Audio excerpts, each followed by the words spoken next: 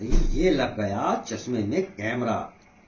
अब देखता हूं इस अंधे का कौन अपना है कौन पराया है।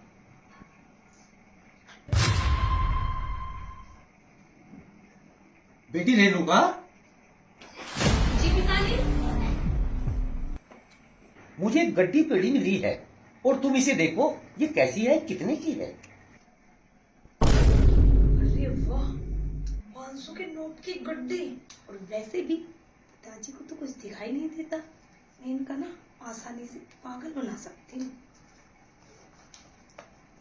वो पिताजी, मैं ये कह रही थी, ये तो 2000 के नोट की गड्डी है और अब तो 2000 के नोट चलते नहीं, किस काम की? लो पकड़ो आप, ये तो कागज है, क्या फायदा है इनका?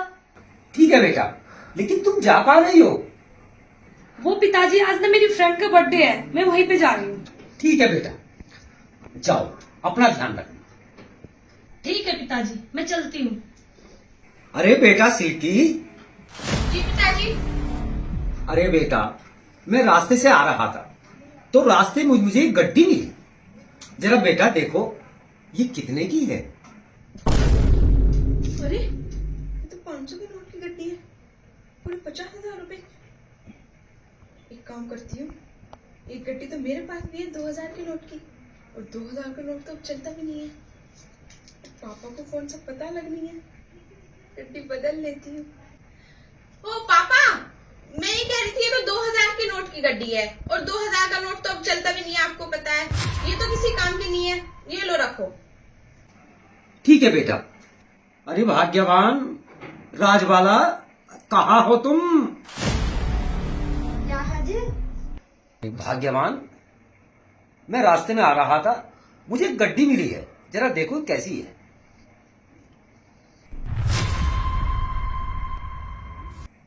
अरे ये तो 50,000 की गड्डी है।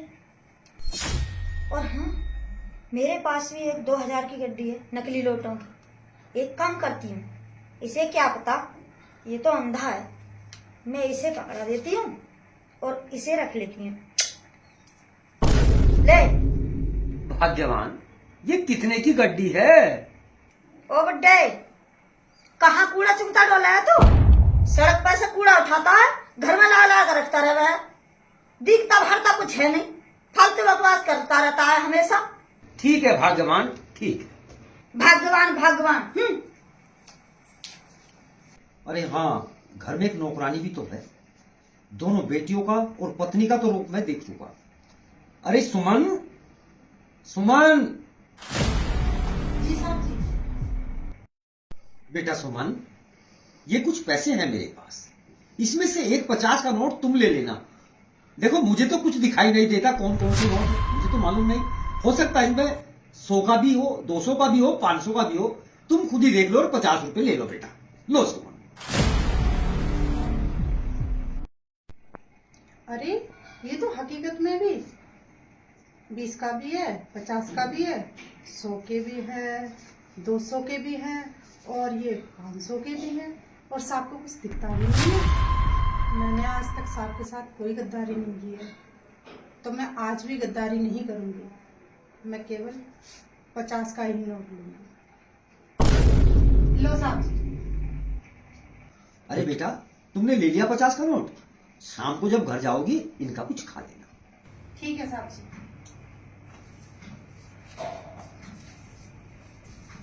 अरे मेरी लाडली बेटियों, अरे भाग्यवान, कहाँ हो तुम? जी क्या बात है जी? क्यों बुलाया पिताजी हमें? देखो बेटा, मैं तुम्हें बताता हूँ, मेरा तो कुछ पता नहीं इस जीवन का, 2 दिन का है 4 दिन का। फिर डॉक्टर ने भी कह दिया है कि आंखों में ब्लड कैंसर है, तो अब आने वाले समय का कुछ भी मालूम नहीं। अब मुझे भी महसूस देता है अब मेरा ज्यादा समय नहीं है। क्या? ये कैसी बातें कर रहे हो? अरे तुम्हारे बिना तो हमारा कोई नहीं है। हाँ पिताजी, ऐसा मत बोलो। तुम्हारे बगैर इन बच्चों का क्या होगा? भाग्यवान, होनी को कौन टाल सकता है? मम्मी पिताजी सही कह रहे हैं, पिताजी का तो टाइम आ गया है, इनको तो जाना ही है। अगर ये ऐसे ही चले गए ना, हम सड़क पे आ जाएंगे। सबसे बड़ी बात ये है, इनकी प्रॉपर्टी पे साइन करा लो, कम से कम हमारी प्रॉपर्टी हमारे पास तो रहेगी। मम्मी, रेणुका तो बिल्कुल सही कह रही है। इससे पहले पापा भगवान को प्यारे हो जाएं और हमारे हाथ में कटोरा आ जाएगा उनको, उससे पहले पापा से प्रॉपर्टी पे साइन करा लो। हम तीनों के नाम हो जाएगी प्रॉपर्टी। किसी अच्छे से वकील को बुला कर ना पापा की सारी प्रॉपर्टी हम तीनों के नाम करवा लो। उसकी तुम्हें कोई जरूरत नहीं। वकील को मैं जानता हूँ, मैंने उसे फोन कर भी दिया और वो आता भी होगा। नमस्कार जी। हाँ नमस्कार वकील साहब, नमस्कार। और मैंने ही तुम्हें जल्दी में याद किया था। जैन साहब, ऐसा कौन सा जरूरी काम आ गया कि आपने मुझे इतनी जल्दी में बुला लिया? मैं तो बहुत जरूरी एक की जमानत करा रहा था बस्ते पर, लेकिन जैसे ही आपका फोन आया तो मुझे अचानक आना पड़ा। सब कुछ ठीक ठाक तो है? 2-4 दिन की जिंदगी है, कब यहाँ से जाना हो कब नहीं जाना हो, तो मैं चाहता हूँ मरने से पहले मैं अपनी वसीयत करना चाहता हूँ। ये जो मोबाइल है इसमें कुछ वीडियो है और मैं चाहता हूँ इस वीडियो को देखकर मेरी जो बड़ी बेटी है रेणुका, क्या सारे प्रॉपर्टी की हकदार वो ही है क्या? आप ये देख लीजिए और निर्णय कीजिए। वीडियो? ऐसी कैसी वीडियो है? वकील साहब, वीडियो देखी आपने? हाँ जैन साहब, वीडियो तो देख ली मैंने आपकी रेणुका बेटी की। इस वीडियो के आधार पर अपनी बड़ी बेटी रेणुका को मैं अपनी प्रॉपर्टी का हकदार बना सकता हूँ। नहीं जैन साहब, इस वीडियो के आधार पर तो मुझे नहीं लगता कि आपकी बड़ी बेटी जो रेणुका है इस प्रॉपर्टी की हकदार। पिताजी, मैं आपकी बड़ी बेटी हूँ और ऐसा कैसे हो सकता है मैं आपकी प्रॉपर्टी में हकदार ना हूँ? रेणुका बेटी, धैर्य रखो, अभी वकील साहब को दूसरी वीडियो देखने दो।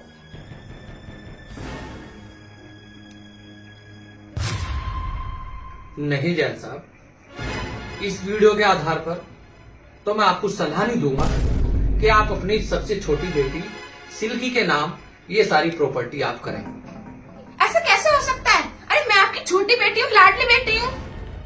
मेरी लाडली बेटी सिल्की क्यों परेशान हो रही है? धैर्य रखो। हाँ, अभी वकील साहब को तीसरी वीडियो देखने दो।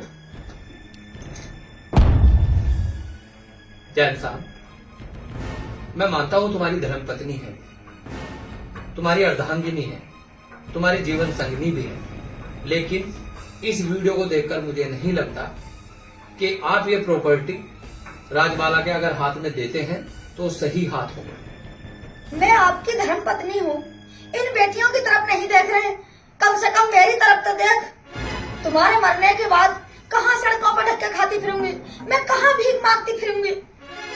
वकील साहब, इसमें एक वीडियो और है, आप उसे देखने का कष्ट करें, उसके बाद आप मुझे सलाह दें कि मैं इस अपनी समस्त संपत्ति का क्या करूं। जैन साहब, करना तो वो जो आपको अच्छा लगे, लेकिन मेरा जो अनुभव है या मेरा जो अपनी वकालत का जो तजुर्बा है वो ये है कि जो तुम्हारी नौकरानी है वो तुम्हारी वफादार है। ना तुम्हारी कोई बेटी है, ना तुम्हारी कोई पत्नी है। इंसान दुनिया में अकेला आया है और अकेला ही जाएगा। अपना वो है जो हमें मानता हो, अपना वो है जो हम पे विश्वास करता है, अपना वो है जो हमारे साथ छल ना करे। वो बेटी किस काम की जो बाप के साथ छल करे? वो पत्नी किस काम की जो पति के साथ छल करे? जैन साहब, आप अपना अच्छा बुरा देखिए। मेरी राय यह है कि आप इस प्रॉपर्टी को अपने नाम रखें, कि जब तक आप जिंदा हैं इस प्रॉपर्टी को आप किसी के नाम ना करें। और तुम्हारी जो नौकरानी है सुमन, वो वफादार है, अगर तुम्हारा मन करे तो उसे दान दक्षिणा में कुछ दे देना, नहीं तो जब तक आप जिंदा हैं सब कुछ अपने पास रखें। तो ठीक है वकील साहब, आप ये काम कीजिए, आधी प्रॉपर्टी मेरी नौकरानी सुमन के नाम कीजिए और आधी प्रॉपर्टी मेरे नाम कीजिए। और हाँ, अपने जूनियर वकील से कह के उसमें एक लाइन और लिखवा देना, मेरे मरने के बाद ये मेरी भी प्रॉपर्टी, समस्त प्रॉपर्टी की हकदार वारिस मेरी नौकरानी सुमन होगी। सुमन सुमन। पापा, और ऐसा है क्या इस वीडियो में जो इसके आधार पे हम प्रॉपर्टी के लायक नहीं है? और वकील साहब, ऐसा क्या है इस वीडियो में जो तुम और पापा सारी प्रॉपर्टी नौकरानी के नाम करने को कह रहे हो? हाँ वकील साहब, हम भी तो जाना वीडियो में है क्या? पापा, इस वीडियो में है क्या, हमें भी तो बता दो। एक वीडियो के बिहाफ पे आप हमें प्रॉपर्टी से बेदखल कर दोगे? वकील साहब, तुम ही बता दो इस वीडियो में क्या है। इस वीडियो में क्या है आप खुद ही देख लो। जैन साहब, एक बार अपना चश्मा हटाकर दिखाना। हाँ, ये हो गया चश्मे में कैमरा फिट, और अब देखता हूँ होता क्या। जैन साहब, ये तो आप अपना फोन। हेलो, हाँ अनिल, आप एक काम करो, वो जो जैन साहब के कागज हैं जो तैयार रखे हुए हैं, आप उनमें जो वारिस जो है उसमें सुमन डाल दें, और कल जैन साहब आएंगे सुबह तो वो सिग्नेचर कर देंगे। ठीक है जैन साहब, मैं तो चलता हूँ। आप सुबह 10-11 बजे किसी भी टाइम आ जाना, और वो फॉर्मेलिटी पूरी हो जाएगी, और साथ के साथ में आपका साथ दूंगा। ठीक है, मैं चलता हूँ। पापा नहीं, प्लीज ऐसा मत करो। पिताजी, आगे से ना हम कोई गलती नहीं करेंगे। हाँ पिताजी, प्लीज माफ कर दो, ऐसा मत करो। आपके अलावा है ही कौन हमारा इस दुनिया में। वो तो थोड़ा सा लालच आ गया था। अरे तुम तो समझदार हो, इन बच्चों की तरफ तो देखो कम से कम। नहीं नहीं, अब पछताने से कुछ नहीं होगा, कुछ नहीं होगा, कुछ नहीं होगा। अब तो चिड़िया खेत चुग चुकी है, सब कुछ तुम्हारे हाथ से निकल चुका है। और हाँ, अब मेरे भी हाथ में कुछ नहीं, मेरे हाथ से भी निकल चुका है। जो प्रॉपर्टी है उसकी हो चुकी है, जो हकदार है। रोड पे जाओ, अपने घर में लेके जाओ, किसी नौकरी पे जाओ, अब मेरे यहाँ तुम्हारा कोई ठिकाना नहीं।